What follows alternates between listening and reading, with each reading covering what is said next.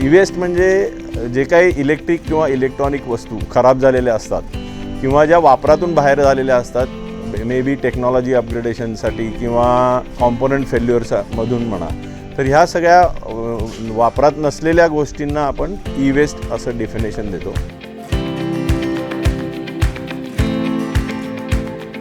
आम्हाला corporate industry, I T industry किंवा profit making किंवा नॉन प्रॉफिट मेकिंग सेगमेंटकडून येतात.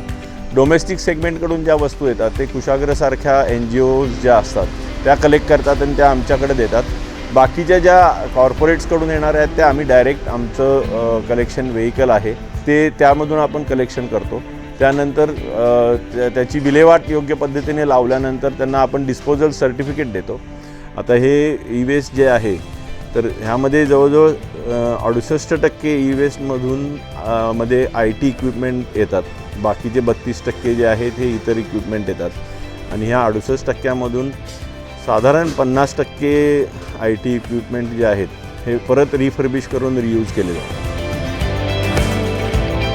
आता फॉर एक्झाम्पल आपण CPU एक्झाम्पल घेऊ, तर जेव्हा CPU येतात तर पहिल्यांदा ते सॉर्टिंग केले जातात त्यांच्या मॉडेल वाईज, की Pentium 1, Pentium 2 असे जे काही प्रोसेसर जे आहेत दे डिसाईड देअर मॉडेल्स.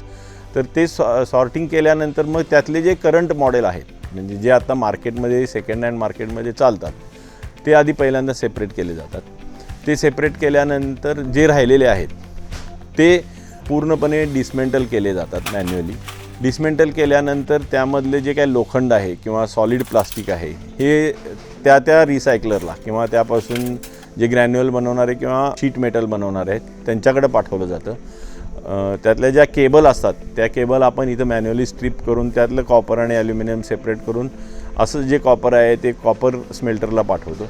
आणि शेवटचा जो PCB राहतो म्हणजे जो इथं आपण रिसायकल करू शकत नाही तो आपण पाठवतो त्या रिसायकलरला. आणि जे नॉन स्क्रॅप्ड आयटम आहेत ते आमच्या रिफर्बिशिंग लॅबमध्ये त्याचं टेस्टिंग होतं की बाबा हे वर्किंग आहे नॉन वर्किंग आहे. समजा त्यामध्ये काही नॉन वर्किंग असतील तर ते आपण रिपेअर करतो, आमची टीम आहे ती रिपेअर करणारी.